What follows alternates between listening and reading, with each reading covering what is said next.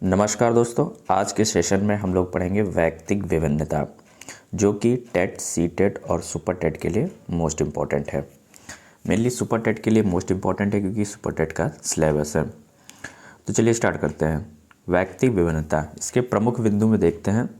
वैयक्तिक विभिन्नता के अध्ययन का जनक फ्रांसिस गाल्टन को मानते हैं, जिन्होंने दुनिया में पहली बार जुड़वा बच्चों का अध्ययन करके बताया तथा बुद्धि का पहला अध्ययन भी किया। इसे निर्धारण मापनी का पहली बार प्रयोग करके यह निष्कर्ष निकाला कि दुनिया में कोई दो बच्चे बुद्धि में पूरी तरह से समान नहीं हो सकते हैं, इनमें कुछ अंतर जरूर पाए जाते हैं। तो वैयक्तिक विभिन्नता के अध्ययन का जनक फ्रांसिस गाल्टन को मानते हैं और इन्होंने ही दुनिया में पहली बार जुड़वा बच्चों का अध्ययन किया। जुड़वा बच्चों का अध्ययन पहली बार किया, तो इनकी पहली अचीवमेंट है। और बुद्धि का पहला अध्ययन भी गाल्टन साहब ने किया। निर्धारण मापनी का पहली बार इन्होंने प्रयोग किया। मापनी का पहली बार प्रयोग करके निष्कर्ष निकाला। तो देखिए यहाँ से कितने पॉइंट हमको पता चले कि जुड़वा बच्चों का पहला अध्ययन, बुद्धि का पहला अध्ययन, निर्धारण मापनी का पहली बार प्रयोग, ये सब पहली बार कौन करते हैं? गाल्टन साहब करते हैं, गाल्टन। और वैयक्तिक विभिन्नता के अध्ययन का जनक भी फ्रांसिस गाल्टन को मानते हैं। तो इनकी ये अचीवमेंट थी। अब देखते हैं इसकी परिभाषाएं। वैयक्तिक विभिन्नता से रिलेटेड परिभाषाएं, आपको इसमें 3 परिभाषाएं याद रखनी है, सिर्फ 3 परिभाषाएं। पहले हम स्किनर की परिभाषा करेंगे, जो कि मोस्ट इम्पॉर्टेंट है। स्किनर की परिभाषा मोस्ट इम्पॉर्टेंट है, ये वैयक्तिक विभिन्नता को पूरी तरह सेटिस्फाई करती है। बहुत अच्छी डिफिनेशन मानी जाती है और पूछा भी जाता है। वैयक्तिक विभिन्नता में संपूर्ण व्यक्तित्व का कोई भी ऐसा पहलू आ सकता है जिसका मापन किया जा सकता है। स्किनर साहब क्या कहते हैं कि वैयक्तिक विभिन्नता, इंडिविजुअल डिफरेंसेस में वो सारे पहलू आ सकते हैं जिसका मापन किया जा सकता है। ठीक है, संपूर्ण व्यक्तित्व का कोई भी ऐसा पहलू आ सकता है जिसका मापन किया जा सकता है। यानी कि दो लोगों में ऐसे व्यक्तित्व का कोई भी पहलू, जैसे कि किसी के हाथ पांव बढ़े हैं या उसकी कुछ क्वालिटी है, व्यक्तित्व से रिलेटेड कोई चीज़ है जिसका आप मापन कर सको। ठीक है, मापन करके बता सको कि दो लोग हैं, राम और श्याम, तो राम में ये चीज क्वालिटी ज़्यादा है श्याम से, जिसका मापन हो सके, वो क्या है? वैयक्तिक विभिन्नता है। ठीक है, तो ये डिफिनेशन आपको याद रखनी है। वैयक्तिक विभिन्नता में संपूर्ण व्यक्तित्व का कोई भी ऐसा पहलू आ सकता है जिसका मापन किया जा सके। जेम्स ड्रेवर क्या करता है? इसकी डिफिनेशन थोड़ी हाई क्वालिटी की है।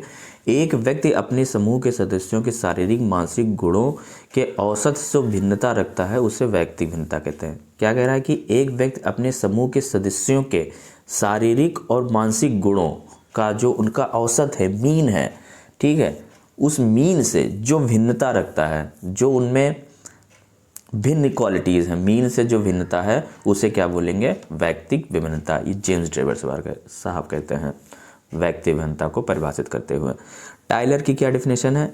एक व्यक्ति से दूसरे व्यक्ति के अंतर इतने साफ पाए जाते हैं कि वैयक्तिक विभिन्नता सार्वभौमिक प्रतीत होती है। ये डिफिनेशन भी इंपॉर्टेंट है।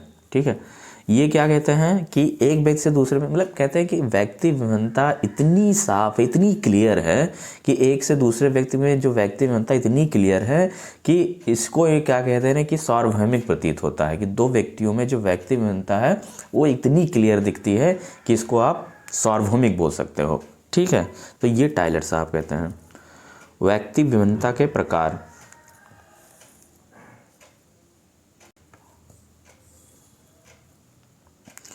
गाल्टन ने वैयक्तिक विभिन्नता के प्रकार, गाल्टन ने वैयक्तिक विभिन्नता के निम्नलिखित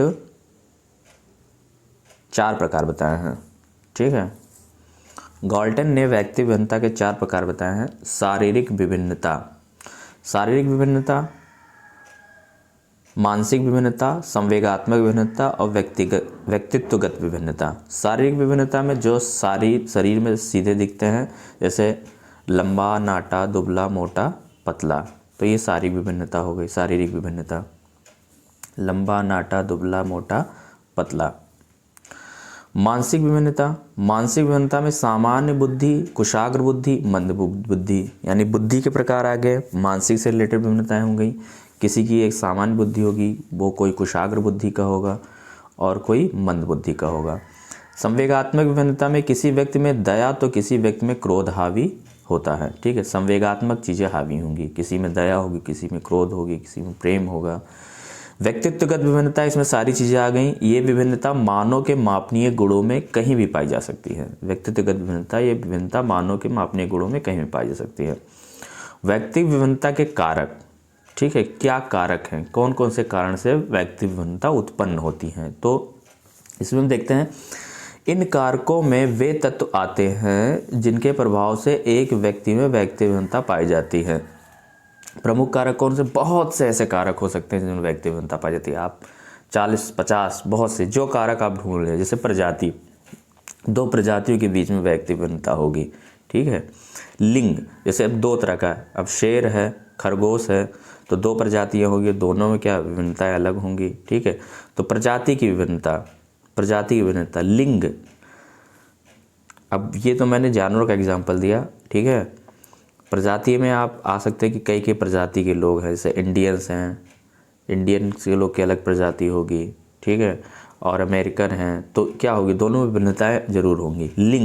लिंग भी क्या है? व्यक्ति विभिन्नता का कारण है। महिला है, पुरुष में, तो दोनों में क्या होंगी, व्यक्ति विभिन्नताएँ अलग अलग होंगी। आयु, एक बच्चा 4 साल का, एक 40 साल का है, तो दोनों व्यक्ति विभिन्नताएँ उत्पन्न होंगी। शिक्षा भी व्यक्ति विभिन्नता का कारण है। ठीक है, क्योंकि शिक्षा भी क्या होगी, दोनों की मानसिकता में सोच में बदलाव ला देगी शिक्षा, तो यहाँ पे क्या होगा, शिक्षा भी क्या होगा, व्यक्ति विभिन्नता का कारक है। अधिगम, रुचि, ये सारे आपको याद रखना है। बुद्धि, ग्रहण शक्ति भी क्या व्यक्ति विभिन्नता का कारण है। दृष्टिकोण, धर्म, संस्कृति, भाषा, व्यवसाय भी क्या है, व्यक्ति विभिन्नता का एक कारण है। राष्ट्रीयता, व्यक्तित्व, पहनावा, खान पान, वंशानुक्रम, वातावरण, ये सभी जो है व्यक्ति विभिन्नता के कारक हैं। ऐसे बहुत से कारक हो सकते हैं। वंशानुक्रम भी क्या है, व्यक्ति विभिन्नता का एक कारण है। वातावरण भी व्यक्ति विभिन्नता का एक कारक है।